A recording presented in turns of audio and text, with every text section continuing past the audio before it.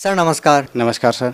Sir क्या नाम है आपका? दिनेश विश्वकर्मा नाम है मेरा। दिनेश जी कहाँ से आए हैं आप? मैं ग्राम सुंदरपुर जबलपुर से हूँ, एमपी।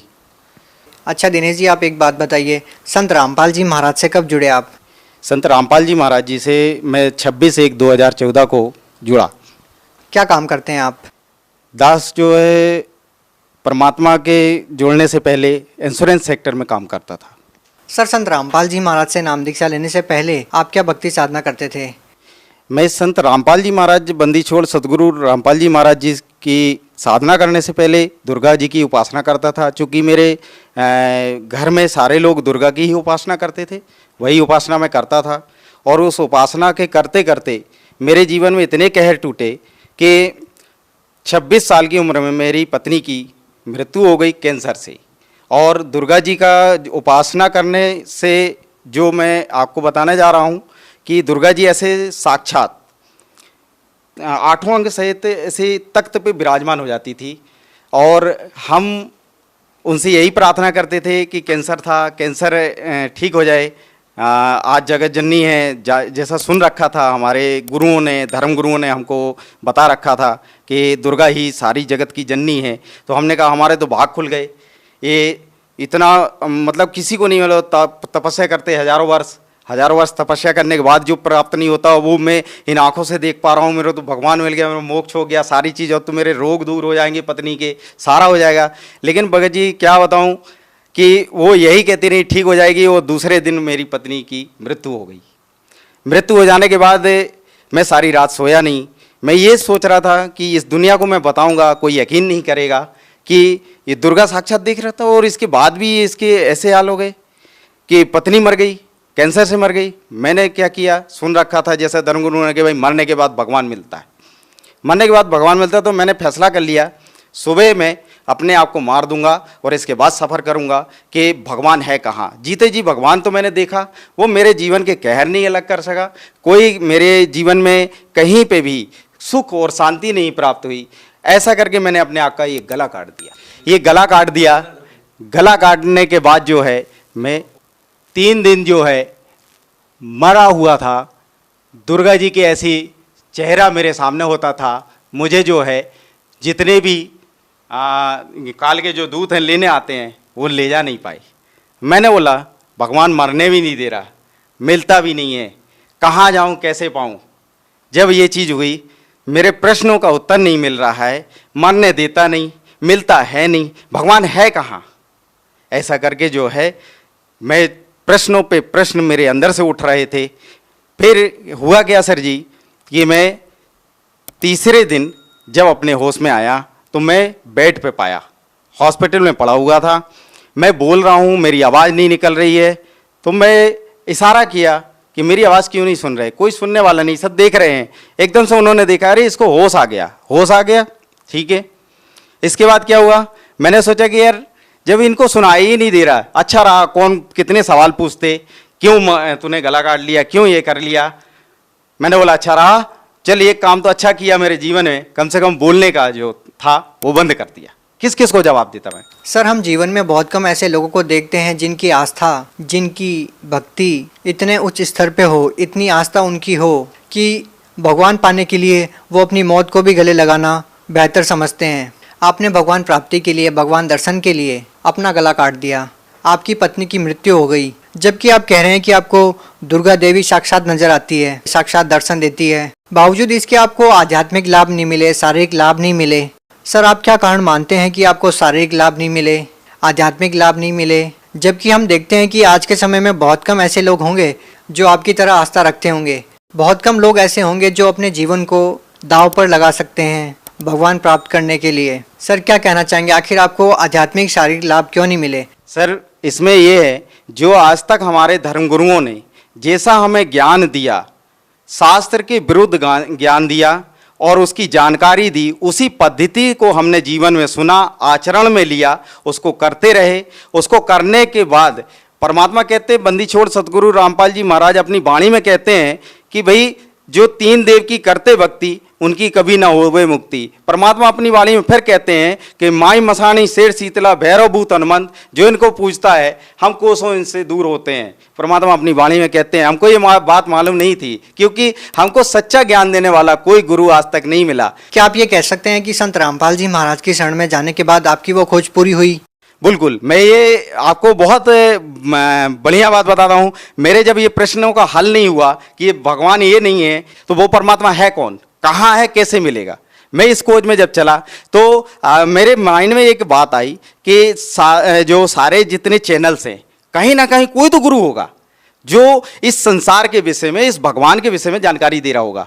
ये प्रेरणा हुई मेरे अंदर ऑटोमेटिक, पता नहीं क्यों। मैंने फिर सारे चैनल, सुबह से बैठता था, दिन के 6-7 बजे जो है मैं बैठ जाता था और 11-12 बजे तक मैं चैनल देखता था, सत्संग सुनता था, देखता था कोई राम की कथा सुना रहा है, कोई विष्णु जी को बता रहा है, कोई जो है कृष्ण जी को लीला बता रहा है, लेकिन कोई इसके आगे की कोई कथा ही नहीं बता रहा है। जब नहीं बता रहा तो मैं उनको फिर मोल्ड करते जाता था, मतलब उनको चैनल चेंज करते जाता था। नहीं मिलता था, थक जाता था, दोपहर में खाना खाता, फिर सो जाता, 3 बजे फिर उठता, शाम के 6 बजे तक चैनल देखता मैं।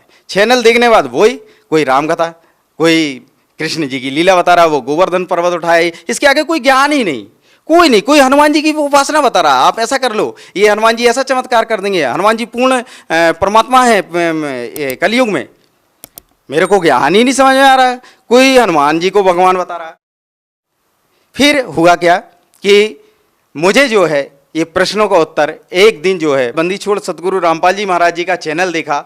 उसमें बंदी छोड़ सतगुरु रामपाल जी महाराज जो है दुर्गा कैसे पैदा हुई, कहाँ से इसकी उत्पत्ति हुई, ये सदग्रंथों में प्रमाण करके सब कुछ बता रहे थे। और जैसा मैंने उनका ज्ञान सुना, मेरे तो पैर तले से जमीन ही खिसक गई कि ऐसा अनमोल ज्ञान, हे परमात्मा आप तो ऐसा अनमोल ज्ञान बता रहे हैं मालिक।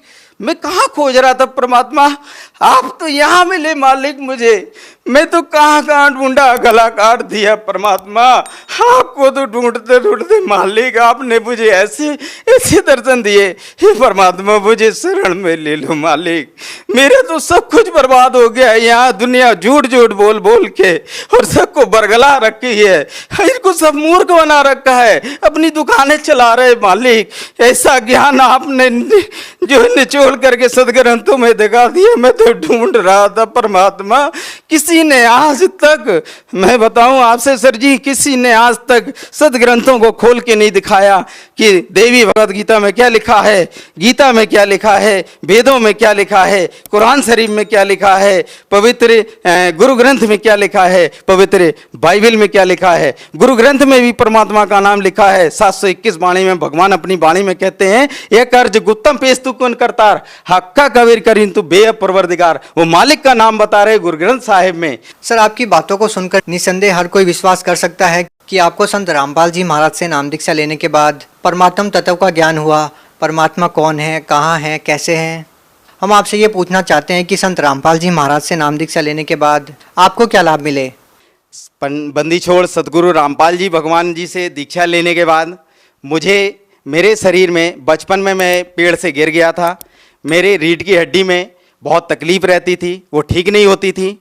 वो परमात्मा बंदी छोड़ सतगुरु रामपाल जी महाराज जी से दीक्षा लेने के बाद 90 ही दिन में वो जो काफ़ी साल का दर्द था, जो डॉक्टर ठीक नहीं कर पाए, जो कोई संत ठीक नहीं कर पाया, कोई झाड़ा लगानिया वाला ठीक नहीं कर पाया, वो परमात्मा की सतभक्ति करने से वो ठीक हो गया। सर जी ये कहना चाहता हूँ कि जिन पूजाओं को पहले मैं करता था उनमें मेरे को जो एक गंदी लत थी, जो कोई नहीं जानता था मेरे परिवार में, मैं शराब भी पीता था, बीड़ी सिगरेट भी पीता था और गांजा भी पीता था। और मेरे घर के, मेरे परिवार के कोई नहीं जानते थे कि ये नशा ये करता है। उन पूजाओं को करते करते मेरे को ऐसी नशा की लत लग गई थी कि मैं 5-5 लीटर शराब तक पी जाता था, लेकिन वो कोई जान नहीं पाता था, कोई पता नहीं कर पाता था। मैं आपसे बतलाऊं कि मैं बयान नहीं कर सकता हूं शब्दों में, ऐसी हालत को मैं प्राप्त हो गया था। ऐसा नास्तिक होने जा रहा था कि भगवान इस दुनिया में है ही नहीं। आज जो भगवान पाने की प्रक्रिया जो बता रखी है उससे भगवान मिला, वो लाभ नहीं मिले भगवान वाले, क्योंकि भगवान के लाभ सुन रखा है कि भगवान तो करुणा का सागर है, दया का सागर है। वो कुछ भी मेरे जीवन में नहीं कि ऐसा घटित हुआ। मेरे 26 साल। सर आप इतना नशा करते थे, आप नास्तिकता की कगार पे पहुंच चुके थे, सर आपका नशा कैसे छूटा फिर? बंदी छोड़ सतगुरु रामपाल जी महाराज जी की शरण में जाने के बाद मैं सर जी आपसे बताऊं, मेरा नशा 1 सेकेंड में ही छूट गया। वो जो लत थी, मुझे इच्छा ही नहीं हुई परमात्मा की शरण में जाने के बाद। सर अब आपको कितने वर्ष हो गए हैं कि आपने नशा नहीं किया?